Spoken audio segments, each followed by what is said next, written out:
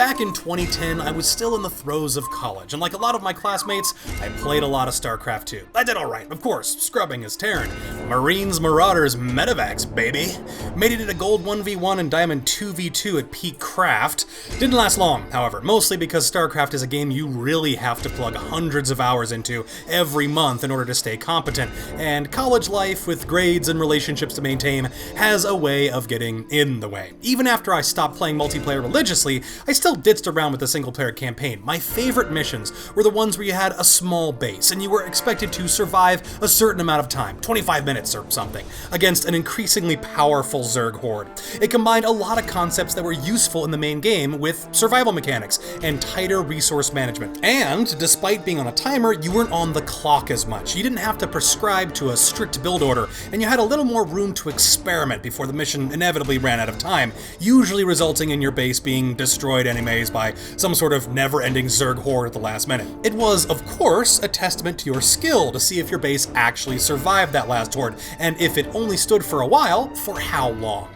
I really liked these game modes. They were a really interesting take on the rather fussy style of RTS that StarCraft was, almost a city construction game combined with a point defense and strategy game, a unique combination that never lasted long enough, and I was always interested in seeing more of. Enter They Are Billions, an independently made steampunk RTS survival game based, it seems, around exactly that scenario. Now, before I go too far in, yes, I absolutely realize now that They Are Billions is far more like Age of Empires than it is like StarCraft, but work with me a little. StarCraft was the first thing I thought of because it's the closest thing in my memory. I'm old, okay? Shit gets hazy. No matter your preferred closest RTS analogy, Billions takes that framework and makes a totally unique product. You are a single colony on a doomed world. There may be other survivors, but for all purposes, you are alone. Save for your several billion neighbors, who are all, of course, infected to the gills with one of those communicative diseases so common on these utopic planets. It is up to you to build your colony up from the ground, expand past and resist the teeming hordes, which become less and less passive over time. Depending on your exact difficulty settings, which are all changeable when you start a match, large blankets of infected launch themselves at your colony every 10 to 20 days or so, and you have to outlast the attack. As they penetrate your base, they infect your buildings, and those buildings produce more infected, leading to a snowball effect that is, without proper interdiction, disastrous. These buildings aren't destroyed and can be reclaimed if you survive, that is.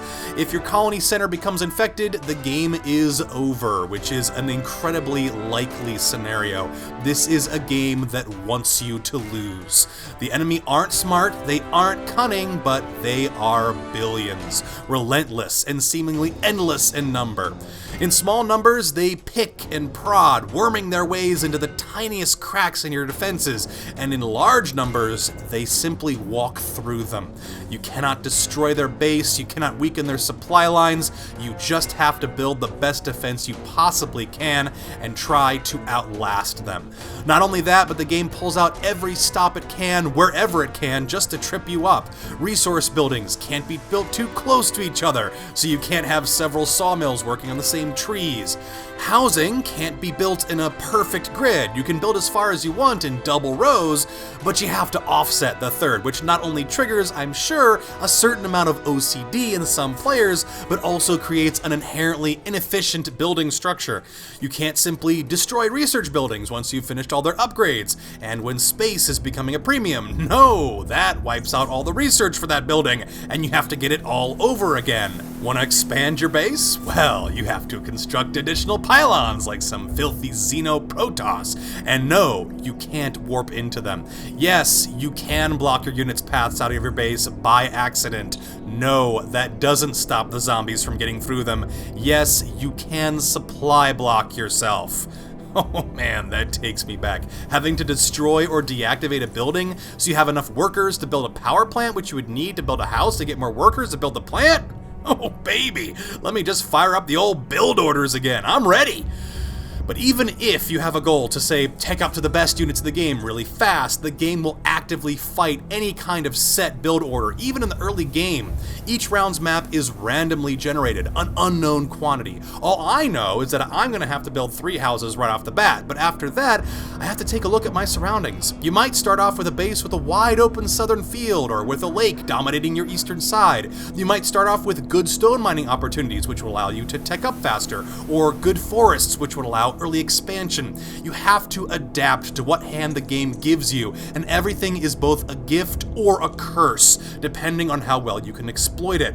Large open areas allow you to build freely without limits. Smaller checkpoints allow you to build more efficient defenses. However, defending in large open areas is going to cost a whole lot more in raw resources and in units, and you can't build as effectively in tight spaces. Natural resources like forests and lakes double as unbreakable walls, while resources like iron and stone block you from building walls on them. Building your defenses in harmony with the hand you've been dealt is key to success. Adaptability is your watchword. Later maps change up the topography. I've cleared to the second map, which is far more open than the first and has a lot more of the fallen villages, which are both hives of infected, which pour out at the slightest provocation, and delicious treasure troves of resources once they're destroyed. This second map, of 4 in the game so far, gives me a lot more building space and potentially a stronger endgame, but setting up a stable perimeter with your starting units with no natural barriers, surrounded by villages of angry, easy-to-provoke infected, provides a much stiffer early game challenge. I can only imagine, from videos of players far godlier than I, that the final 2 maps will be even more challenging, possibly in different ways, but despite all the fluctuation of circumstance, failure is always on your shoulders. You are given all the tools you need in exactly the right quantities to snatch victory from the paws of the infected.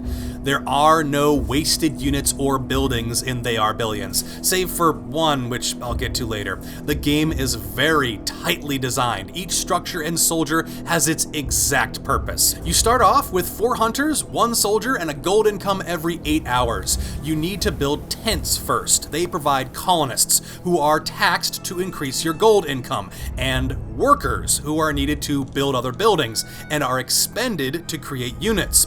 You will also need wood, which is used to build pretty much everything, and very shortly you'll need a source of stone, which you need to build your first barracks. Soldier Center, which produces basic units. Lastly, you'll need food in order to feed your workers, and you'll be constantly seesawing between these different resources while you expand. Your first 4 hunters can be used to scout. They are quick and have a long range with their bow, and unlike every other unit, they're also silent.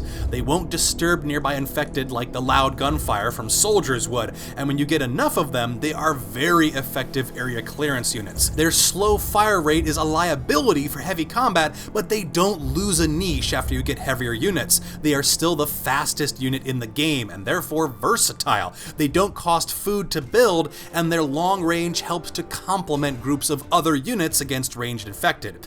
You probably want a few spare hunters before the first infected horde shows up on day 10. On normal difficulties, this first invasion is a great tap on the shoulder, breaking you out of your expansion-minded activities as you scramble for your first defense. As your units enter real combat, you'll notice that Billions plays a whole lot like StarCraft on the combat front as well. Towers function like Terran bunkers and give your units a bit of extra HP as well as a range boost. Your units have fire cycles and they can shoot over and around buildings and walls just fine. You'll be setting up control groups, timing your units to retreat while firing, and micromanaging injured units to the rear just like you would in any game of StarCraft. Only in Billions, you have a toggleable pause system. This would be an invaluable asset in a multiplayer game, but in Billions, it is purely necessary to keep all your ducks in line. You have to manage every part of your base, your units, your defense, and your economy, and any mistake could be your last. Billions, of course, plays in an Iron Man mode by default, and a screw-up that costs you the game also costs you around 2 hours of playtime, depending on how far you got. I'm not sure if that's a weakness or not, but aside from the pause, there are no time dilation controls. The base speed is the only speed. The slow speed and unscummable rounds makes Billions relaxing while building your base, knuckle-crackingly tense when your defenses are being tested, and keyboard-destroyingly frustrating when the infected break through and finally destroy your base, wiping your last couple of hours of progress with it. Simple mistakes are hard teachers, and you will learn with desperate finality what works and what doesn't. It is a testament to the game's quality and overall addictiveness that I've played 50 hours and I only have won a single game on 75% difficulty, no less. And I'm still playing. Hey, maybe I just suck, but every loss has driven me to get better, and I haven't put the game on the shelf, and I'm still enjoying myself. That's probably because of the hybrid nature of Billions. It's not just an RTS, where you're building with the explicit goal in mind of having just enough to destroy your opponent's base. It's more like you're building a city. You're trying to expand as much as possible, as fast and economically as possible, grab as many resources as you can without overextending yourself, and at the same time make practical decisions about workers, gold, and supplies, all the while building shell after shell of beautiful gleaming walls. A pearl of defense that would hopefully withstand anything. And it's not just a tower defense game. You have to strategically grasp and defend key points, which you must identify in order to expand and upgrade your town, and your town planning will give you a more effective economy in order to build a proper defense. As you start to pace out the borders of the relatively small map, your building space will start to shrink.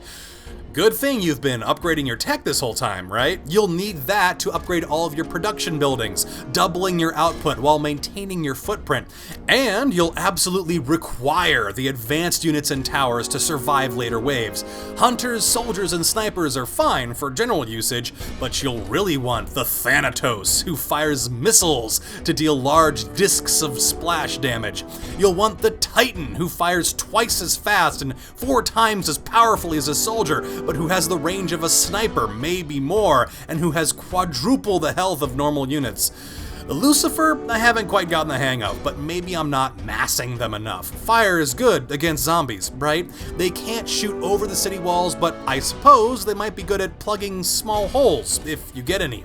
You'll also want to build stationary defenses as well. The Ballista Tower, the Area Effect Shock Tower, and the Rapid Fire Executioner are an absolutely vital component to stone walls and a mobile strike force. Of course, you'll have to be able to predict where the infected might strike with the majority of their forces, since you might not have the economy to build the heaviest defenses in every possible location, and your towers are stuck where they're built. I have by no means mastered even the basics of this game, obviously. Again, 50 hours, 1 victory, still plugging. There is no silver bullet to getting a victory in Billions, but there are nuances that the realization of which can give you some extra ammunition in your fight with the infected. For example, gates built like this have effectively more HP than gates built like this. Because the infected can only attack the square right in front of them, you're keeping 2/3 of the infected in the area right in front of the gate from attacking the gate directly. They have to destroy these wall squares first. The one square of the gate that is being attacked has the HP of 3 squares of gate, since the developers balance the gates to have approximately the health of a segment of wall. All of these combined gives this configuration a great deal more effective HP and a longer life when tested.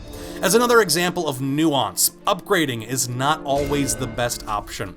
I mentioned before that there was a single building that I didn't think was balanced exactly right, and that building is the advanced mill. Your 3 options for power, which you need to construct your buildings, are the mill, the power plant, and the advanced mill. You have to build tons of mills in order to get adequate power late game, but the power plant eats wood and stone, which are both valuable construction materials needed for your defenses. The advanced mill at first seems to be your best option. It doesn't burn materials, and it is the most teched power option, so it must be the best, right? Well, on closer inspection, you may notice that it actually eats a ton of gold for upkeep, far more gold per energy unit than the basic mill, making it both the most advanced and the least economical option for power. You might be able to argue that without the gold cost, it would be too much power with too little footprint, but it is so cost-heavy that you shouldn't really use it at all. It seems like a bit of a noob trap, to be honest, and without any utility, it's a blank spot on the building roster that should probably be removed, retooled, or better explained so that scrubs like me don't just immediately use it for a few rounds, thinking that it's the best because tech tree. I don't want to make a video about every mechanic of the game. It will be hours long, and I'm far from the most qualified person to do such a thing. Billions has a huge amount of depth, a ton of nuance, but you can still approach it on your own terms, as long as you're willing to change your plans slightly when stuff fails. Billions really is just a straight-up, thoroughly fun and challenging game, and it is incredibly enjoyable. It is rare to find a strategy game that is all at once relaxing, thrilling, and intensely challenging without being permanently frustrating. It is still in early access development stage, and the odd bug is findable, but even as is, They Are Billions feels really complete, a unique take on a classic RTS style that is at once both nostalgic and fresh. I cannot recommend this game enough, and it is fabulously and thoroughly worth your dosh.